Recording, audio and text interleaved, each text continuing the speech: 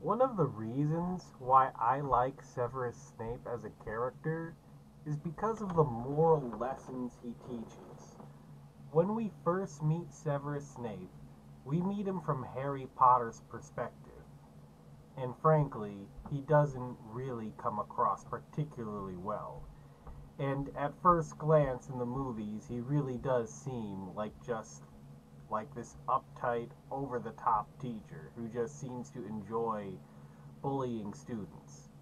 He seems to kind of have it out for Harry, to strongly dislike him, and he does come across as pretty downright awful.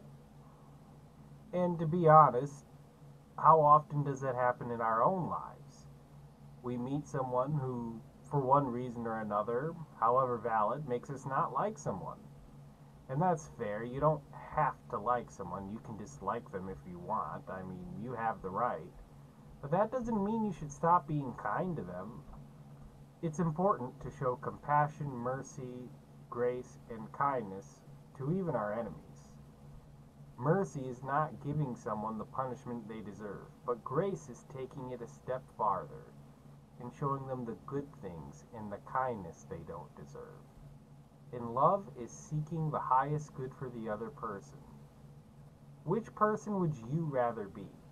The type of person who laughs at their enemy's misfortune? Or the type to have compassion and kindness on your enemies? Is it really appropriate to kick your enemy while he's down? Just as an example, in the Bible, Jesus, who is God, encourages people to show love, compassion, and kindness to even our enemies. It can also be noted in the Bible that while King David did do something bad that God didn't like, and he was kind of punished for it, it can also be said that when King David was on the run and was given a free opportunity to kill his enemy, which was his predecessor Saul at the time, he chose not to, and he showed compassion to his enemy. And he chose to not seek revenge, and he let him live and he let him go. He decided that rather than seeking revenge, he would rely on God for justice. And the interesting thing about Snape is he doesn't stay as just this horrible, horrible person. As time passes, the story of Severus changes. Once Harry learns about Snape's past and how horrible he was treated as a child by Harry Potter's own father, James, in the Order of the Phoenix, that event really helped humanize Snape for Harry, and it made him seem less like a disgusting monster and more human. In the author's own words, Snape is a complex character, and his story helps encourage others not to rush to rash decisions on other people, or to not judge a book by its cover. Sometimes people are more than they appear.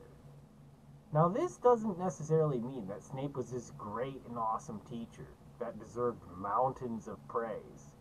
At times, Snape did tend to hold a grudge rather than try to grow himself as a person.